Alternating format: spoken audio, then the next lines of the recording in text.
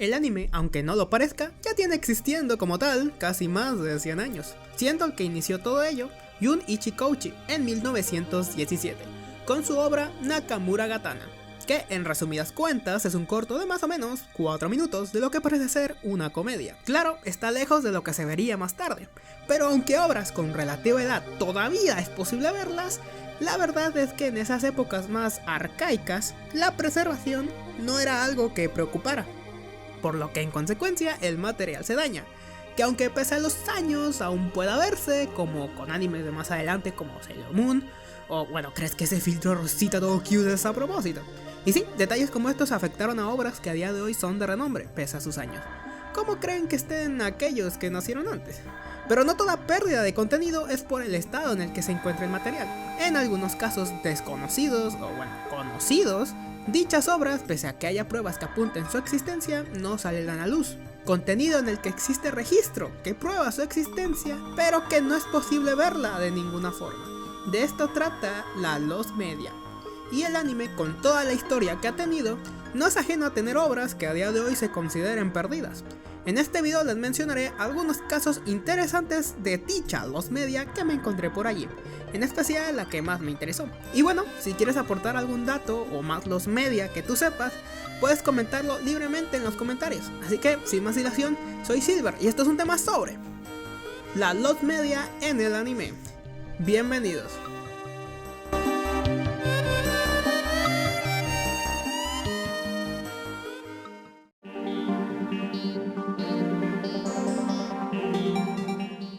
Es un caso del que no oí hablar hasta hace muy poco, pero considero mencionarlo porque es uno muy interesante.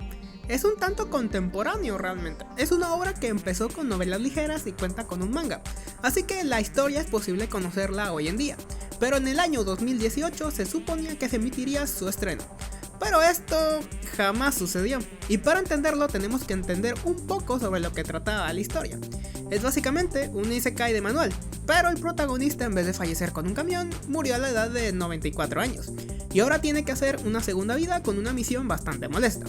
Pero bueno, hasta aquí bien, supongo que la trama pintaba ser mediocre de todas formas, pero la razón por la que el anime se canceló fue debido a una funa.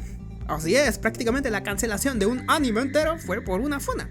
Y sí, fue algo en suma delicado para Japón, y fue ni más ni menos que la Segunda Guerra Sino-Japonesa.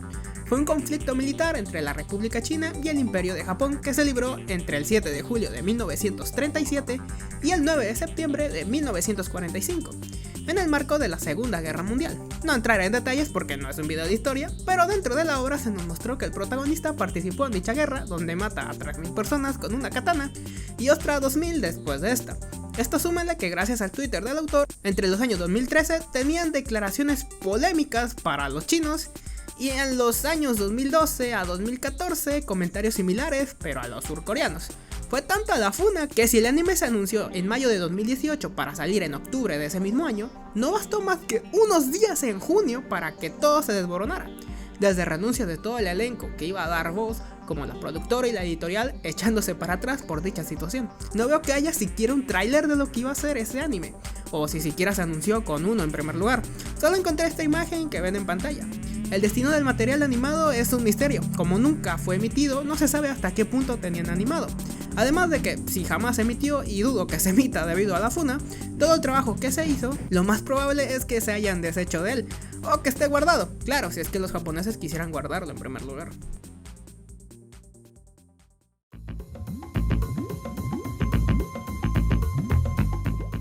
Es un caso similar, pero no está ni de lejos cerca a una funa como en el anterior caso.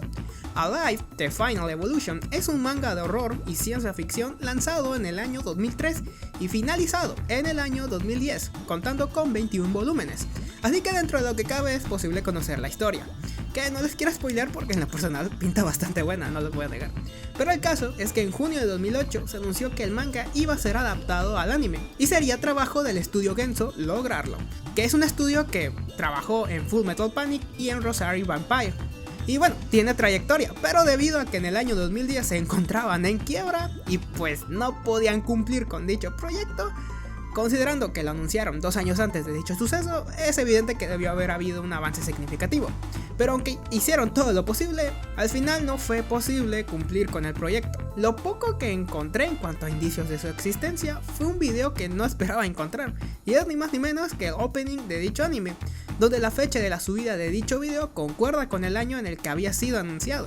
Aunque es grabado de manera externa y no sabemos si dicho video realmente es verídico, pero es de lo poco que se puede encontrar de dicho material animado, del cual no sabemos su paradero ni mucho menos hasta dónde se pudo adaptar.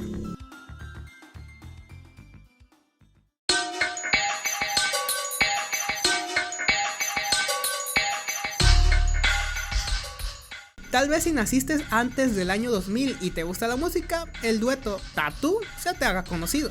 Un famoso dueto ruso que daba muchísimo de qué hablar por la imagen de pareja lésbica que daban Leta Katina y Yulia Volkova, las integrantes del grupo, aunque en el año 2003 se dejó en claro que no mantenían dicha relación, y solo era una estrategia de marketing por parte de su manager. Y una de las estrategias fue impulsarlas mediante una película anime llamada Tattoo Paragate, que dicha película se encargaría de hacerla ni más ni menos que E-Movie, los cuales trabajaron con animes como Bleach, Death Note y hasta animes poco comunes como Haibane Rainmain.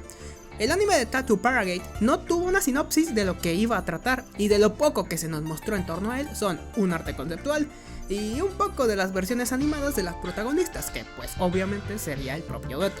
Aunque como tal nunca se anunció que dicha cinta fue cancelada, pero debido a la polémica de la disconformidad con su manager, rompieron contrato con el mismo, y todo el material referente a dicho proyecto fue archivado hasta el día de hoy.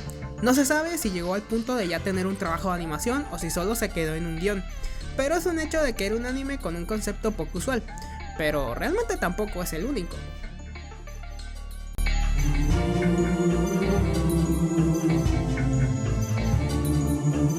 Sí, ya sé que suena una jalada muy grande, pero realmente estuvo por suceder, y es que el show de Disney de Hannah Montana estuvo por recibir una adaptación al anime. No se sabe si adaptando visto lo del show o como una historia nueva, y la forma en la que se supo de dicho proyecto fue una muy peculiar, y fue con un foro dedicado a Padre Ball. Sí, así es, Dragon Ball tuvo que ver en esto.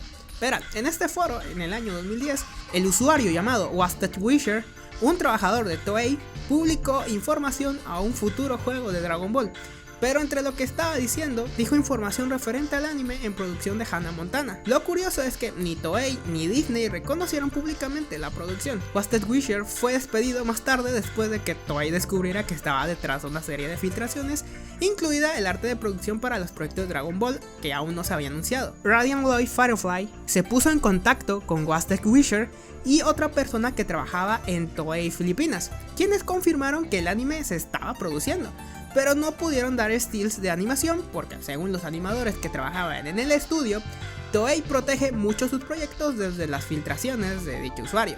Así que, aunque tengamos información de que efectivamente este proyecto iba a existir, no sabemos hasta qué punto llegó o si siquiera por qué se canceló en realidad. Aunque se sabe que en cambio con lo de las chicas superpoderosas Z, este proyecto sí estaría más arraigado a lo que es su origen. Pero bueno, eso ya no podremos saberlo.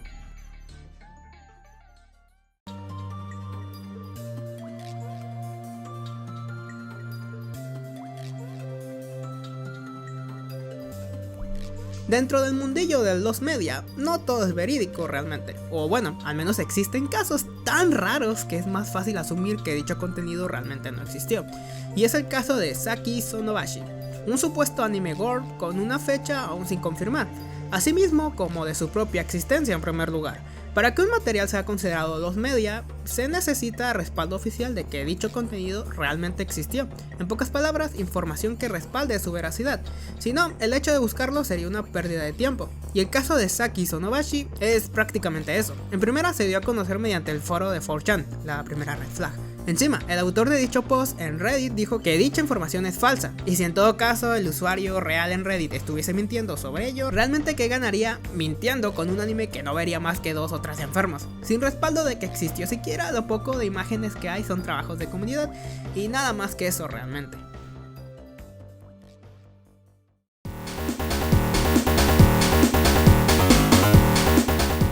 Anime LTD, el distribuidor más grande de Japón, tiene una mascota y es Anime Tenchou. Y para celebrar su 10º aniversario, el estudio de Ufotable, que a estas alturas la mayoría lo conoce por su trabajo en Kimetsu y en Fate, anunció que trabajaría en un crossover entre Anime Tenchou y Touhou Project. Que para los que no sepan qué es Touhou, en resumidas cuentas, imagínate un juego de navecitas donde te disparan por todos lados, pero en vez de ser un avión, controlas a una bruja bonita. En fin, aunque este tipo de cosas a veces se dan, el caso de Touhou era un tanto peculiar, ya que el responsable de Touhou, Sun, parece ser que en ese entonces era un tanto reacio en confiar en las grandes corporaciones, en todo lo que tenga que ver con su juego. Y digo en ese entonces porque a día de hoy puedes encontrar juegos en Steam y en consolas, así que ya se ha apiado un poco, supongo. Al final el proyecto sí se realizó, siendo un OVA con una duración desconocida, ya que no se conocen detalles, que su distribución se limitó a proyecciones privadas, donde además de tener mucha seguridad, el uso de cámaras era prohibido, así que los que la vieron solo podían dar detalles, pero no había muchas imágenes al respecto. Aunque un año después se supone que se lanzó la versión en DVD del mismo OVA. Nadie ha subido dicho OVA a internet, por lo que su contenido es un parcial misterio. Y digo parcial porque, como pueden notar, les he mostrado algunas imágenes del OVA. En 2015 se ha proyectado en cines japoneses y en distintos eventos es mostrado, pero realmente solo se muestra si la empresa Ufotable está presente. Y lo más importante que ha sucedido es que un usuario en Bilibili mostró el storyboard del corto, realizando una comparativa con las imágenes disponibles del momento. Actualmente es un material que se encuentra parcialmente encontrado gracias a información que respalda su existencia y hasta vigencia. Quién sabe, realmente puede existir la posibilidad de que algún día salga a la luz.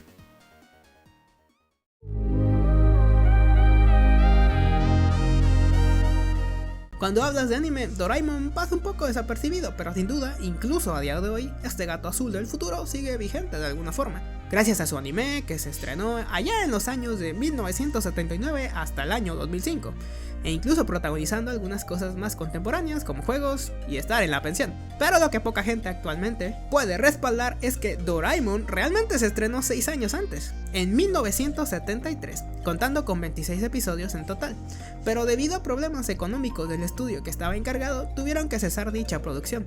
Aunque se ha encontrado mucho material del filme, sigue habiendo episodios perdidos por completo, contando con solo imágenes de los mismos o solo con guión, pero parece que el único episodio sin rastro alguno más que su título se encuentra totalmente perdido, ni imágenes, ni guión, ni nada. 10 capítulos de los 26 se han recuperado, mientras que la gran mayoría solo cuentan con imágenes que respaldan su existencia, que a comparación de algunos casos que vimos aquí, se ha podido rescatar gran parte del contenido y eso ya es algo.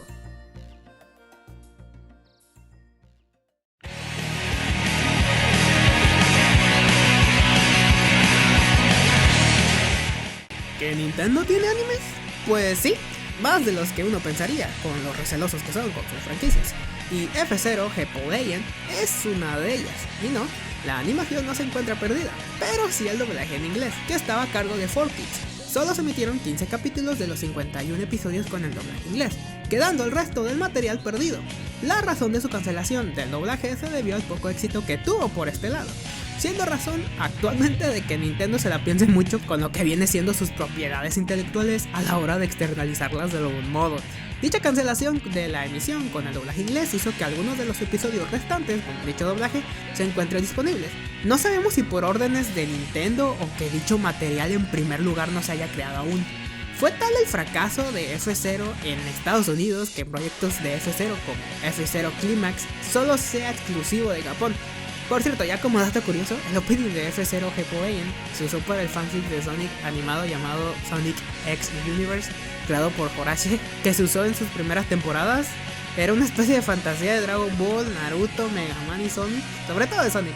Aunque hoy en día sus gustos maduraron un poco, no sé si para bien o para mal, ya que tiene años que lo dejé seguir. Pero bueno, un misterio más de mi infancia resuelto, supongo.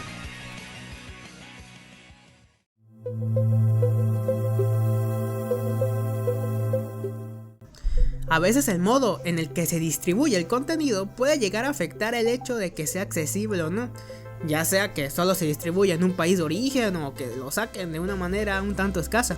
Aunque el caso que vemos aquí se trata más de un experimento, o al menos eso yo creo, ya que en el año 2011 se estrenaría el anime de Golden Kids, que como pueden notar con el estilo que tiene, es muy parecido a Captain Tsubasa o bueno, Supercampeones. Y es que Golden Kids es una serie de novelas escritas por el mismo autor de Captain Tsubasa, y allí el parecido. Sin embargo, aquí viene el giro polémico, pues resulta que el anime de Golden Kids se distribuyó de manera exclusiva en una aplicación de iOS, donde los usuarios pagaban $3 para desbloquear cada episodio. Querían meter microtransacciones a un anime para poder verlo. Se tiene información de que solo se lanzaron 2 episodios, pero que se tenían planeado 100. Y bueno, afortunadamente se canceló. Y digo afortunadamente porque sería una jalada hoy en día, en vez de pagar suscripciones, pagaras por cada episodio que fueras a ver. O sea, imagínate que al fan de One Piece quedaría en bancarrota y no vería ni la mitad de la historia. En fin, al final solo tenemos el tráiler y la información de los capítulos en cuestión. Pero evidentemente por el fracaso, el tener los 100 episodios sería imposible porque jamás se hicieron. Al final solo se quedó en un experimento fallido.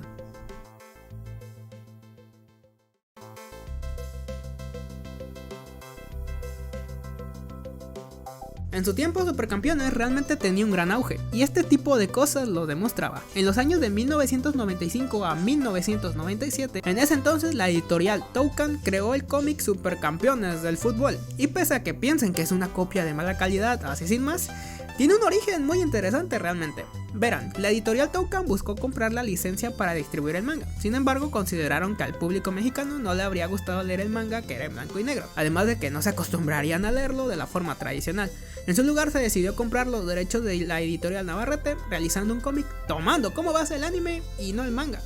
A pesar de que el cómic era fiel al inicio del anime, respetando los orígenes de los personajes, poco a poco mostró muchas diferencias, desde un supuesto romance entre Roberto Hongo y la mamá del Oliver, hasta llegar a un triángulo amoroso entre Sanae, Kojiro Hyuga y el mismo Oliver.